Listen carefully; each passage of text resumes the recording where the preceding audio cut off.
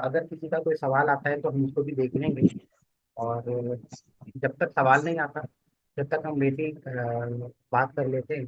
ہم نے گزشتہ کلاس میں یہ ڈسکشن کیا تھا کہ کون کون سی چیزیں بنیادی اہمیت کے حامل ہیں تو انٹرویو کی تیاری کے لیے لازمی ہے، اور اس کے بغیر کم از کم تیاری کا کوئی کانسیپٹ نہیں بنتا ہے۔ اچھا، ایک دو ساتھیوں سے ڈسکشن ہوا، بات چیت ہوئی، اور اس کے نتیجے میں کچھ باتیں میرے ذہن میں آئی تھی، وہ بھی آپ گوش گزار کر دو۔ دیکھیں، بہت سارے امیدوار ایسے بھی ہوتے ہیں جو جن کا ماسٹر تقریباً 4 5 6 سال پرانا ہوتا ہے۔ اب وہ امیدوار جن کا ماسٹر بہت پہلے کا ہوتا ہے، 5 6 7 سال پرانا، اور وہ اب کمیشن کی تیاری کرتے ہیں، کمیشن کا ریٹرن ٹیسٹ وہ عالمی ادبی معلومات یا مشعل اردو یا مینار اردو یا اس طرح کی کسی کتاب کے ذریعے وہ دے دیتے ہیں۔ وہ عام طور پر وہ ریٹرن میں تو کامیاب ہو جاتے ہیں، لیکن جب انٹرویو کا مرحلہ آتا ہے تو ان کے لیے بڑے مسائل پیدا ہو جاتے ہیں، کیونکہ انٹرویو میں تفصیلی مطالعے کی خاص اہمیت ہوتی ہے، کیونکہ باوجود اس کے کہ انٹرویو میں آپ کے جو سوالات آپ سے پوچھے جاتے ہیں کبھی کبھی یک حرفی اور یک لفظی، دو لفظی، 3 لفظی بھی ہوتے ہیں، لیکن آپ سے جو ڈسکشن ہوتا ہے وہ سارا تفصیلی نوعیت کا ہوتا ہے، اور ایسے میں اگر آپ کا تفصیلی مطالعہ ہو تو ہی آپ ذرا بہتر طریقے سے انہیں ڈیل کر سکتے ہیں، تو یہ بہت ضروری ہے۔ تو اب اگر ایسے امیدوار بھی ہیں جنہوں نے کافی دنوں پہلے ماسٹر کیا تھا، چند سالوں پہلے ماسٹر کیا تھا، اور اب وہ انٹرویو دے رہے ہیں، تو ان کے ساتھ کیا معاملات ہوں گے، وہ کس طرح اپنے آپ کو تیار کر سکتے ہیں۔ تو میں نے عرض کیا تھا کہ آپ نے تفصیلی مطالعہ ہم سارا نہیں کر سکتے، اب بہت سارا تفصیلی مطالعہ نہیں کر سکتے، تو جو چیزیں ہمیں دستیاب ہیں ان چیزوں کو بنیاد بنا کر یا ان چیزوں کو شامل کر کے اپنی تیاری کو آگے بڑھا سکتے ہیں۔ مثال کے طور پر آپ نے مطالعہ اپنے زمانے میں جب ماسٹر کیا بہت اچھی طرح مطالعہ کیا ہوگا، لیکن چند سالوں کے بعد ہم روٹین کے اندر آ کے اگر کبھی کسی پرائیویٹ کالج وغیرہ میں پڑھاتے ہیں تو کچھ ایک خاص لمیٹڈ سلیبس پڑھا رہے ہوتے ہیں، جس کی وجہ سے ہم پورا اردو ادب جو ہے یا اردو ادب کی پوری تاریخ ہے اس سے آہستہ آہستہ ناواقف ہو جاتے ہیں، یا وہ چیزیں کافی کافی ساری چیزیں ہمارے ذہن سے میں ہو جاتی ہیں، بھولنا شروع ہو جاتے ہیں۔ تو پہلا مرحلہ یہ ہے کہ آپ کم از کم اردو ادب کی جو اہم تاریخ ہے اس سے کم از کم واقف ہیں، زبان و ادب کے حوالے سے بھی اور اہم اصناف کے حوالے سے بھی، اور اہم اصناف سے تعلق رکھنے والے شاعروں اور ادیبوں کے حوالے سے۔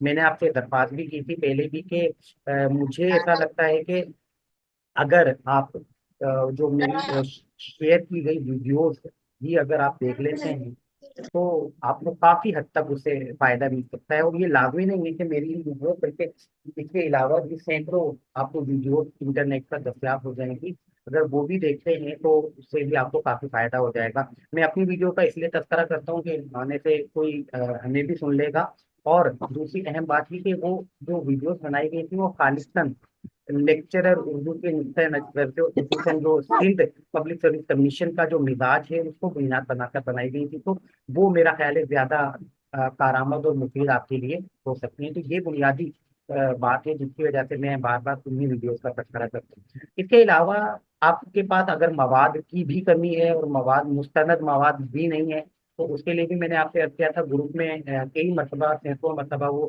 کتاب جدید تذکرے تبصرے کے نام سے شیئر ہو چکی ہے۔ کچھ لوگ تذکرے تبصرے پڑھنا چاہتے ہیں، کچھ اور دیگر کتابوں سے تیاری کرنا چاہتے ہیں، بالکل بے شک کیجیے، لیکن مجھے ایسا لگتا ہے جیسے تذکرے تبصرے جو سراج الاسلام قاری صاحب کی کتاب ہے اس میں غلطیاں زیادہ ہیں۔ تو جب میں نے جدید تذکرے تبصرے نام بھی اسی کتاب سے متاثر ہو کر رکھا تھا، کیونکہ ایک تو اس میں کافی محدود شاعروں ادیبوں کو موضوع بنایا گیا تھا، اور اس کے علاوہ اس میں کافی ساری اہم چیزیں نہیں تھیں جو لیکچرر کے نقطۂ نظر سے ہماری ضرورت بنتی ہیں، تو اس لیے میں نے اس میں کوشش کی تھی کہ ان تمام چیزوں کو شامل کیا جائے۔ بہرحال اس میں مستند معلومات بھی ہیں، اور مستند معلومات کے ساتھ ساتھ ان میں غلطیوں کے امکانات یا غلطیاں بھی کافی حد تک کم ہیں، یعنی میں نے اپنے طور پر پوری کوشش کی کہ اس میں کم سے کم غلطیاں ہوں۔ یہ معاملہ رہا، تو اس لیے اگر ان چیزوں سے آپ اگر مطالعہ کرتے ہیں تو آپ کی تیاری بہتر ہو سکتی ہے۔ میں نے آپ کو چند بنیادی باتیں تو بتائی ہی تھی کہ ہر صنف کے 2 2 4 4 شخصیات آپ منتخب کر لیں، 4 5 اہم شعری اصناف، 3 4 5 اہم نثری اصناف، اور ہر شعری اور نثری صنف میں उस सिंह की मकबूलियत और शोहरत और अहमियत के पेश नज़र आप शख्सियात का इंतखाब कर लें। शायरी में उर्दू गज़ल और उर्दू नज़्म के अगर चाहें तो 5 और 5 से ज़्यादा शोरा भी मुंतखब कर सकते हैं। मरसिया, कसीदा, मसनवी, उनके दो दो अगर शायरों को भी देख लेंगे तो काफ़ी हो जाएगा। इसी तरह नस्र निगारी में नॉबिल और अफसाने पर आपको ज़्यादा फोकस करना पड़ेगा। नॉबिल और अफसाना, नॉबिल निगारों और अफसाने निगारों में ज़्यादा मुताला करना पड़ेगा। उसके बरक्स आप जो दास्तान है या ड्रामा है उसमें अगर दो दो लोगों को पढ़ लें तो वो काफी हो जाएगा। फिर आते हैं अनासिर खमसा। अनासिर खमसा को किसी तौर पर भी नहीं छोड़ना, मैं बार बार दरखास्त करूंगा। सबसे ज्यादा पूछे जाने वाले जो नस्र निगार हैं वो अनासिर खमसा होते हैं। यानी तकरीबन 60% से, अगर नस्र निगारों के बारे में जो भी सवाल होता है उसमें से 60% अनासिर खमसा से मुतालिक होते हैं। और अगर अनासिर खमसा को आप अगर अच्छे तरीके से देख लेते हैं तो काफी हद तक आपके ये मसाइल क्लियर हो जाएंगे। तो ये भी आपने इस तरफ भी थोड़ी सी तवज्जो देनी है।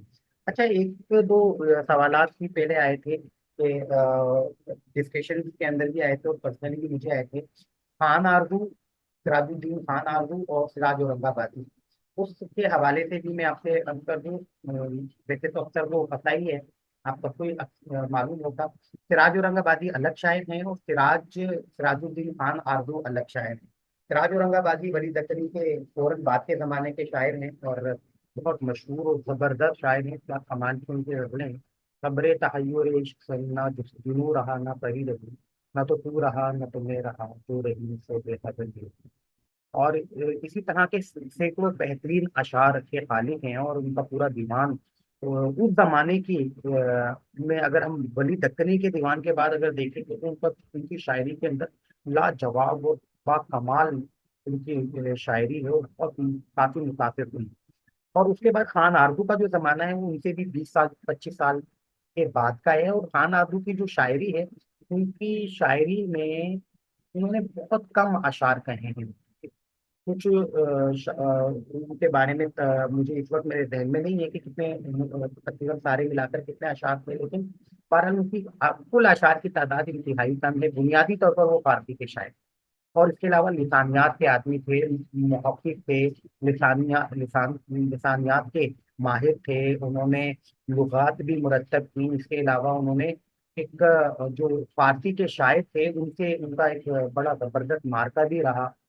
और उस तमाम चीजों की वजह हिंदुस्तानी जो शोरा हैं उनका फारसी में कलाम था। एक ईरानी शायर यहाँ आए थे और उन्होंने आकर यहाँ के जो हिंदुस्तानी शोरा हैं उनके कलाम और जुबान बयान पर एतराज़ात शुरू किए। तो उनके एतराज़ के जवाब में किसी ने खान आरजू को की सनद पेश की तो उन्होंने खान आरजू की जो शायरी है या उसके हवाले से भी उन्होंने एतराज़ करना शुरू कर दिए थे। खान आरजू एक जबरदस्त लिसानी माहिर थे। उन्होंने उन ईरानी शायर की कलाम में भी गलतियां निकालना शुरू की और एक पूरी किताब उनकी शायरी की ये गलतियों को बयान करते हुए लिखी।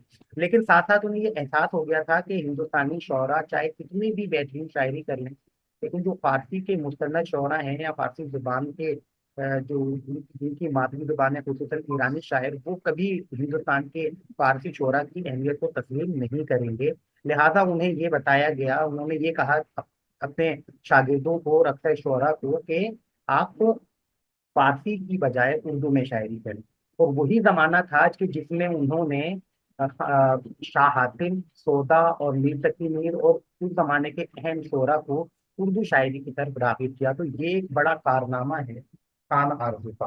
तो इसके अलावा भी उन्होंने कुछ लुगात मुरतब की और सॉरी, खान आरजू नवादिरुल अल्फाज के नाम से उनकी एक बहुत ज़बरदस्त लुगत है। उर्दू की जो पहली लुगत थी गराइबुल लुगात, उसी को बुनियाद बनाकर उन्होंने उसे मुरतब किया था बाद में। तो यानी उनका बहुत सारा काम, तो वो भी एक अहम शायर हैं, उनके बारे में भी आपको मालूम होना चाहिए। अच्छा,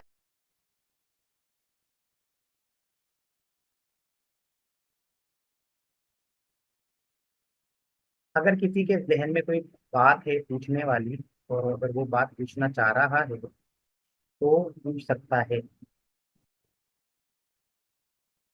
आप अपनी वॉइस ऑन सर कर एजाज, सकते अगर हैं। मेरी आवाज आ रही है तो जी मैं जी आ कुछ रही पूछ लूं आपसे। है। जी जी जी जी आ रही है आवाज। मैं अच्छा, ये पूछना चाह रहा था कि इकबाल एक हमजहत शख्सियत हैं। अगर उनको सामने रखते हुए पैनल सवाल करता है, तो कुछ मैं चाहता हूं कि सैंपल क्वेश्चंस हमारे सामने रखें कि इस नौइयत के सवालात महज इकबाल को सामने रखते हुए किए जा सकते हैं, जिनका ताल्लुक तसानीफ इकबाल से हो, फिक्र इकबाल से हो, फन इकबाल से हो, या इस जैसे दीगर मौज़ूआत जिसमें सिर्फ इकबाल का अहाता किया जाए। मैं चाहता हूँ चंद मिसालें सवालों की हमारे सामने आ जाए। शुक्रिया। अच्छा, ठीक है। अच्छा, देखें, इकबाल तो यकीनन एक अहद साथ शायर हैं, और उर्दू शायरी में तीन अहद साथ शायर हैं। पहले मुंतकी मीर, दूसरे मिर्जा गालिब और तीसरे अल्लामा इकबाल। तो अल्लामा इकबाल का की जो फिक्र है, और जो की शायरी का बुनियादी अहाता या मरकज है, वो तो इस्लामी या इस्लाही शायरी है, कौमी शायरी है। और उसी को बुनियाद बनाकर कभी कभार सवाल किए जाते हैं। बुनियादी तौर पर तो अल्लामा इकबाल की शायरी में तो पहली चीज जो खास तौर पर पूछी जाती है, उनके फिक्र व फलसफे के उन्मानात को बुनियाद बनाया जाता है कि किस फलसफे में उन्होंने महारत हासिल किया, किन किन फलसफों को अपनी शायरी में बयान किया। मिसाल के तौर पर खुदी का फलसफा, हरकत अमल का फलसफा, शाहीन का फलसफा, खवातीन के लिए, कुरान के हवाले से, नबी पाक सल्लल्लाहु अलैहि वसल्लम के हवाले से उनकी शायरी में क्या नुक्ते हमें नजर आते हैं। और इसी तरह के और एक दो फलसफे हैं जो उनकी शायरी की बुनियाद है। तो आमतौर पर कोई एक नुक्ता पूछ लिया जाता है, इतना वक्त क्योंकि इंटरव्यू में नहीं होता कि वो अल्लामा इकबाल को लेना शुरू करे और अल्लामा इकबाल के किसी एक फिक्र और फलसफे का सवाल करके आपसे कहें दूसरा फलसफा भी बयान करें। अगर उन्होंने अल्लामा इकबाल के खुदी के फलसफे पर बात कर ली, तो उसके बाद वो शाहीन पर या हरकत अमल पर या बेखुदी पर या इस तरह के किसी और फलसफे पर बात नहीं करते।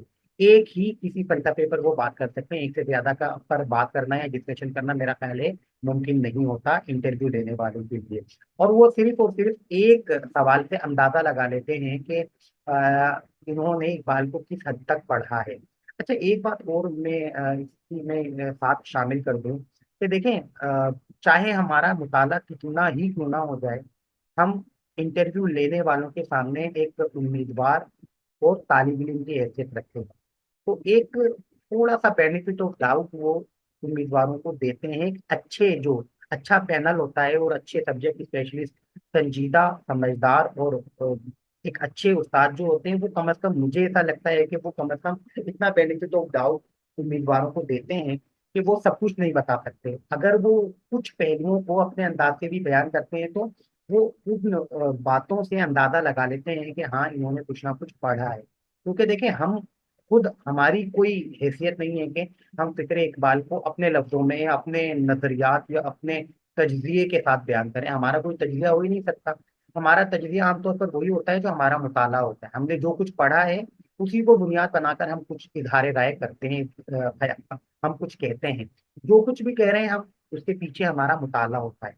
तो ये बात भी तय है कि आमतौर पर जो इकबाल के बारे में अगर कोई सवाल पूछे जाते हैं, तो एक फिक्र फलसफा पूछा जा सकता है। उसके अलावा उनकी किताबों के नाम या किताबों के हवाले के अलावा उनके जो अहम जो नज़में हैं उनके हवाले से पूछा जा सकता है। और ये भी मुमकिन है कि उनकी चंद या किसी एक नज्म के चंद आपसे बंद या अशार भी पूछ लिए जाएं। खुसूसन शिकवा और जवाब शिकवा के बारे में अक्सर ऐसा होता है कि अगर अल्लामा इकबाल पर बात हो, तो वो कहते हैं कि अल्लामा इकबाल की कौन सी नज्म याद है आपको। तो बहुत सारे लोग शिकवा और जवाब शिकवा के बंद सुनाते हैं और वो सुनना भी चाहते हैं, क्योंकि शिकवा और जवाब शिकवा बड़ी जबरदस्त और ऐसी उर्दू अदब की समझें कि शाहकार नज़में हैं कि जिसकी दूसरी मिसाल हमें आमतौर पर नहीं मिलती हैं। तो ऐसे में अल्लामा इकबाल के बारे में जो इस तरह के सवाल भी पूछे जा सकते हैं। फिर अल्लामा इकबाल के बारे में जो एक और अहम सवाल होता है, वो है अल्लामा इकबाल का गालिब से मवाजना पूछा जाता है। और कभी कभी ये पूछा जाता है कि गालिब बड़े शायर हैं या अल्लामा इकबाल बड़े शायर हैं। अब यहाँ आकर हम हमारी हैसियत ऐसी नहीं है कि हम अल्लामा इकबाल या गालिब में से किसी एक को बड़ा शायर करार दे दें। तो उसके बाद हमारे जहन में क्या होना चाहिए, हम किस तरह इसका जवाब दे सकते हैं। इसका जवाब यूं बनता है कि अल्लामा इकबाल ने खुद गालिब एक नज्म लिखी थी और गालिब को सिराज तहसीन पेश किया था कि उसका एक मिसरे का टुकड़ा मुझे याद शायद आ रहा है कि तेरी हमसरी मुमकिन नहीं, इस तरह से। अच्छा, इस हवाले से भी अल्लामा इकबाल और गालिब पर मैंने एक वीडियो बनाई थी, जिसमें मैंने एक और नया कॉन्सेप्ट भी कोशिश किया था कि इसमें निकाला जाए। वो था علامہ اقبال اور غالب کی مماثلت، مماثلت بہت کم جگہوں پر مجھے نظر آئی ہے، موازنہ تو متعدد جگہوں پر ایسی ویڈیوز مجھے نظر آئی ہیں کہ جس میں علامہ اقبال اور غالب کا موازنہ کیا جاتا ہے، لیکن میں نے ان میں مماثلت کو بھی ڈھونڈا اور پھر مماثلت اور موازنے کے حوالے سے اہم نکات پر اس پہ ڈسکشن کیا ہے، بات کی ہے۔ اگر وہ ویڈیو آپ دیکھ لیں تو کافی چیزوں سے آپ کو آگاہی ہو جائے گی۔ اچھا دیکھیں، میں بھی ایک طالب علم کی حیثیت کرتا ہوں، آپ بلکہ ابھی گروپ میں موجود 4 5 ساتھی تو ایسے ہیں جو میرے کلاس فیلوز ہیں، انہیں بھی میرا اندازہ ہے میرا لیول اور آپ سب کا لیول ایک برابر ہے، بس میں خوش قسمتی سے لیکچرر بن گیا ہوں، تو بس میں آپ کے سامنے ادھر استاد بن کے بیٹھنے کی کوشش کر رہا ہوں، جبکہ میری کوئی حیثیت نہیں ہے اور نہ میرا یہ مقام و مرتبہ ہے کہ میں آپ کے سامنے استاد بنوں۔ آپ کا اور میرا مطالعہ، آپ کا اور میرا لیول سب کا برابر ہے۔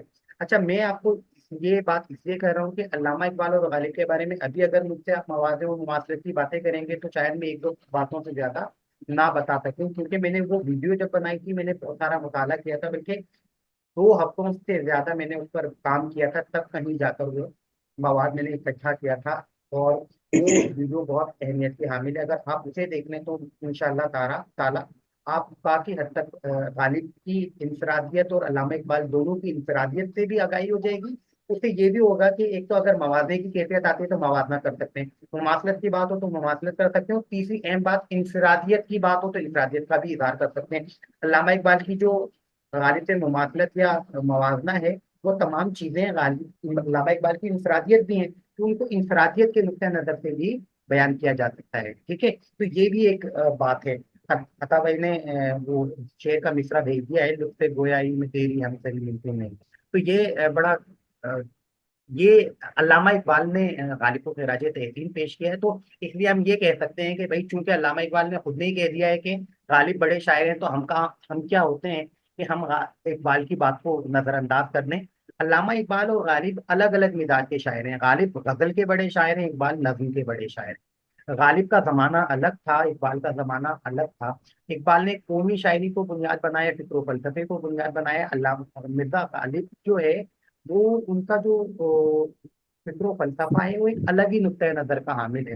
وہ جیسے کہتے ہیں آتے ہیں غیب سے یہ مضامین خیال میں، غالب شریر خامہ نوائے سروش ہے۔ تو غالب کا جو انداز ہے، غالب کی جو شاعری ہے، وہ تو ایسا لگتا ہے کہ پتہ نہیں کہاں سے وہ شاعری آ رہی ہے، وہ الہامی شاعری بلا وجہ نہیں کہا جاتا، اس کی شاعری کے اندر ایسی عجیب و غریب خصوصیات ہیں جو ہمیں شاید کہیں اور نظر نہیں آتی۔ اقبال کی شاعری ایک مکمل فکر و فلسفے کی شاعری ہے، اور ایک تسلسل کے ساتھ انہوں نے ایک اپنے فکر و فلسفے کو آگے بڑھایا ہے، تو یہ اقبال کی شاعری کی انفرادیت کہلاتی ہے۔ اس کے علاوہ کچھ معاملات کے اندر غالب اور اقبال میں مماثلت بھی پائی جاتی ہے، یعنی عظمت انسانی کا کانسیپٹ ہو یا اس طرح کے کچھ اور کانسیپٹ ہوں، یعنی خودداری کا کانسیپٹ ہو، یہ ایسے معاملات ہیں جس پر جو علامہ اقبال اور غالب ہیں ان کے ہاں کہیں کہیں مماثلت پائی جاتی ہے، اور یہی مماثلت دیکھیں جو عظیم شعراء ہوتے ہیں ان کے اندر کہیں نہ کچھ چیزیں مشترک تو ہوتی ہی ہیں، ایسا ہو ہی نہیں سکتا، اور پھر وہ دیگر تمام لوگوں سے الگ ہوتے ہیں۔ دیکھیں ایک عظیم انسان جو ہوتے ہیں وہ یقینی طور پر وہ عام لوگوں سے مختلف ہوتے ہیں، بعض لوگ انہیں نفسیاتی کہتے ہیں، بعض لوگ انہیں سائیکی کہتے ہیں، بعض لوگ انہیں بالکل پاگل کہتے ہیں، بعض لوگ انہیں مجنون کہتے ہوں گے، لیکن یہ بات طے ہے کہ جو عظیم شخصیات ہوتی ہیں وہ اپنی انفرادیت کی وجہ سے ہی تو عظیم ہوتی ہیں۔ وہ اگر عام لوگوں کی طرح ہو جائیں تو پھر ان کی عظمت ختم ہو جائے گی، اور غالب ہوں، اقبال ہوں، میر ہوں، ان کی جو شخصیت کے اندر جو کچھ عجیب و غریب پہلو ہیں، بعض اوقات ان کی ذاتی زندگی کو بنیاد بنا کر لوگ ان پر تنقید کرتے ہیں۔ میر تقی میر کی جو انا پرستی ہے یا چڑچڑا پن ہے یا عجیب سے جو ان کا زندگی گزارنے کا انداز تھا، وہ مرزا غالب کی شراب پینے کے معاملات ہوں، جوا کھیلنے کے معاملات ہوں، یا علامہ اقبال کی 3 سے زیادہ شادیاں کرنے کے معاملات ہوں، ذاتی زندگی پر لوگ بہت ساری تنقید کرتے ہیں، لیکن اگر ہم ان کی ذاتی زندگی میں چلے جائیں گے تو ہم ان کی جو ادبی حیثیت ہے وہ ہم سامنے نہیں لا سکتے، تو ایسے میں ضرورت ہے کہ ہم ان کے ذاتی زندگی سے نکل کر صرف اور صرف ادبی نقطۂ نظر سے ان کا مطالعہ کریں اور سمجھنے کی کوشش کریں، تو میرا خیال ہے زیادہ بہتر طریقے سے نہ صرف انہیں سمجھ سکتے ہیں، ان کا مطالعہ بھی سامنے آ سکتا ہے۔ اچھا ابھی ایک سوال آیا ہے کہ عطا بھائی نے دعائیں دی ہیں، بہت شکریہ عطا بھائی۔ सर शोरा के बारे में बताइए, मैं एक वजह में तीन से कुछ गिराना कुछ तो। अच्छा, कल मैं बात कर रहा था तो कौन कौन से शायरों को मुंतखब कर सकते हैं, देखें। अभी मैंने थोड़ी देर पहले ये बात दोहराई थी, अगर आप शायद अभी ज्वाइन किया है, मैं मुख्तसरन दोबारा दोहरा देता हूँ, बल्कि कुछ नाम हेलो। भी आप जी जी फरमाइए। सर, आपने आज जो टॉपिक स्टार्ट किया था, मैंने देर से ज्वाइन किया है।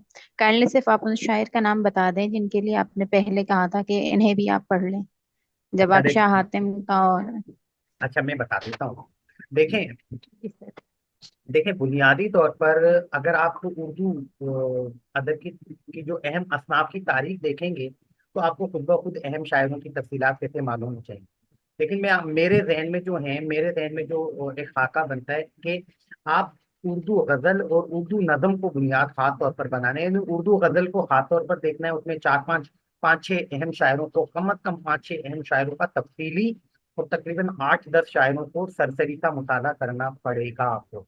इसी तरह नज्म के अंदर चार पांच छह शोरा को तफसील के साथ और 5 से 10 शोरा को सरसरी सा मुताला जरूर करना पड़ेगा। यानी सरसरी से मुताले से मुराद ये है कि अगर आपसे पूछ लिया जाता है तो उनके बारे में भी आप 2-3 जुमले, 2-4-5 जुमले आप जरूर बता सकें। ऐसा ना हो कि किसी के बारे में आप कुछ बता ही ना सकें। अच्छा, उनमें से जिन का मैं तस्करा कर रहा हूँ, उनमें से 70-80% तो वो शायर हैं कि जिनके बारे में आप अभी भी कुछ ना कुछ जरूर जानते हैं। तो वो कोई आसमान से उतरे हुए शायर नहीं है कि यार वो आपने ऐसे शायर हो कि जिनके नाम भी ना सुने हो, ऐसा नहीं है। तो वो तमाम अहम तरीन शोरा हैं। जैसे गजल पर अगर आ जाए तो गजल में आपने मीर तकी मीर को, मिर्जा गालिब को, मोमिन को, अमीर मिनाई को ना भी रखें तो दाग दहलवी को, और ये चार अहम शायरों को पहले तो देखना है। उसके बाद आपने जदीद जो गजल की निशात सानिया थी, जदीद दूसरा दौर था, हजरत मोहानी, अजगर गोंदी, जिगर मुरादाबादी और फानी विदायूनी। इसमें हजरत मोहानी और जिगर मुरादाबादी को खास तौर पर देखना है, बाकी लोगों को भी सरसरीसा देखना है। तो ये वो शायर है कि जिनको कतई तौर पर आप छोड़ नहीं सकते, और आजादी के करीब आने वाले शायरों में नासिर कादमी को भी देखना पड़ेगा। तो मैंने अभी 8 या 10 शायरों को बताया, इसमें से मीर और गालिब को तफसील के साथ। अच्छा, इसमें दर्द और सौदा को भी शामिल कर लीजिए सरसरी निकाले में। तो आप देखेंगे 2 से 3 या 4 या 5 शायर तफसील के साथ, इंतहाई तफसील के साथ, जिसमें मीर और गालिब को तो इंतहाई तफसील के साथ, बल्कि क्योंकि वो एहसास शायर का दर्जा रखते हैं, तो उनके तमाम पहलुओं के साथ उन्हें देखना है।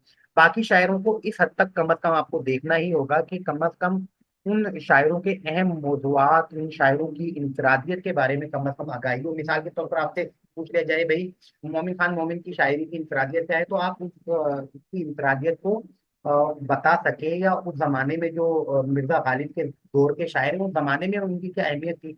तो अगर ये भी अगर पूछ लिया जाए तो इस पर भी बात हो सकती है।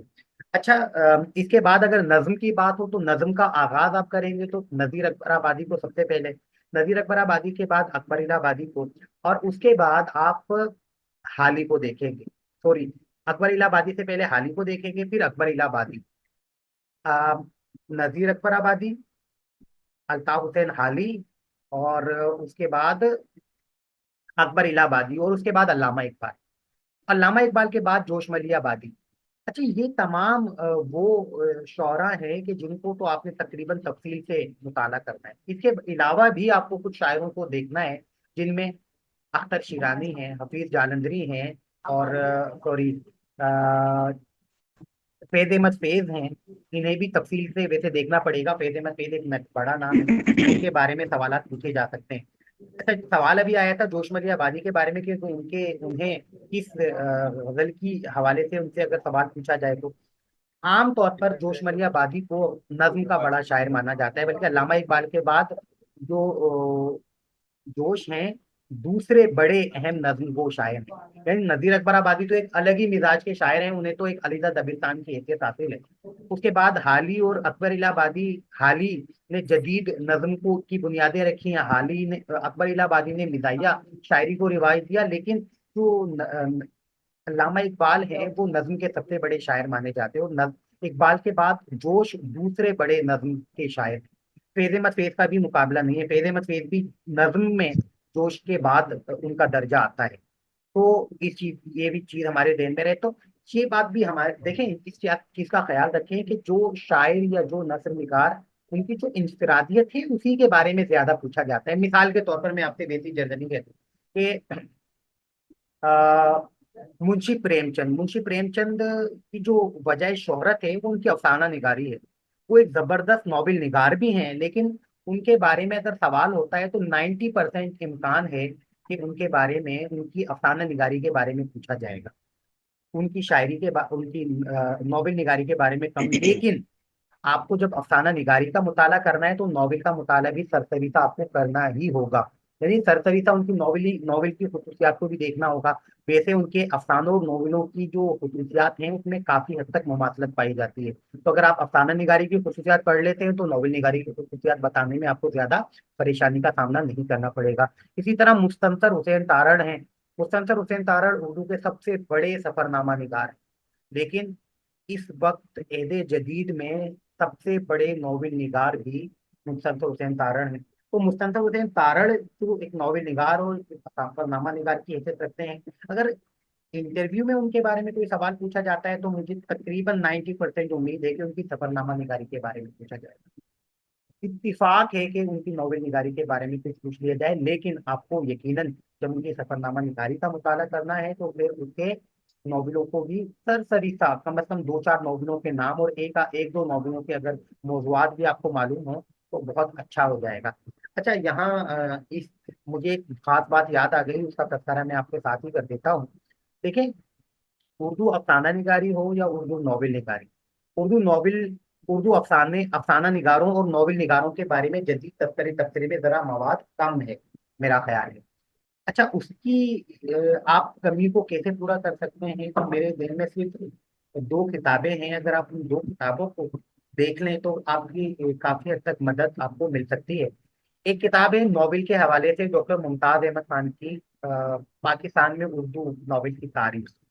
और उसमें उन्होंने उर्दू नॉवेल के आगाज से लेकर और तकरीबन 2010 तक के जो अहम तरीन नॉवेल थे उनका तस्करा कर दिया है। 2010 के बाद उनकी किताब का एडिशन शाया हुआ है अंजुमन तरक्की उर्दू से।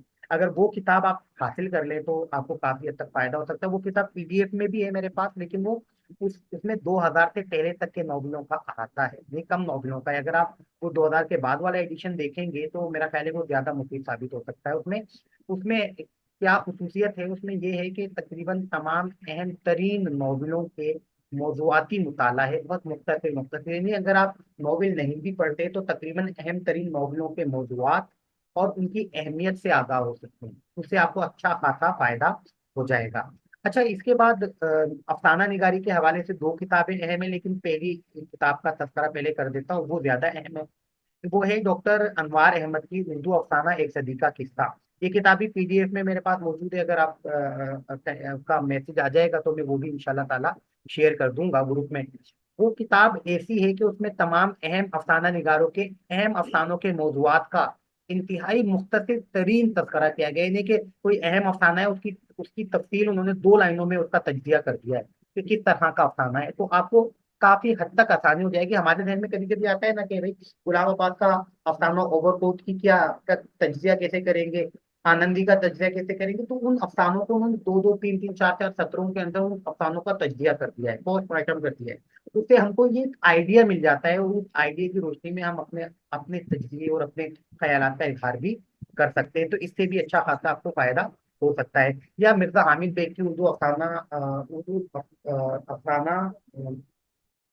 उर्दू अफसाने की रिवायत, सॉरी, उर्दू अफसाने की रिवायत, वो बहुत अहम किताब है। अगर उसको आप देख लेते हो, हर अफसाना निगार की तमाम उसमें जबरदस्त उसमें तारुफ हैं और उनके एक एक अफसाने भी उसमें मौजूद है और उनके अफसाना निगारी के बारे में भी कुछ मवाद उसमें आपको मिल जाएगा। और उसका जो दिबाचा है, पेश लफ्ज है, वो तो बड़ा कमाल का है। उर्दू अफसाना निगारी की तारीफ और उर्दू अफसाना निगारी के आगाज और इर्तिका को समझने के लिए अगर उसका पेश लफ्ज आप पढ़ लें, दिबाचा इब्तिदाइया पढ़ लें तो बहुत जबरदस्त और कमाल का है।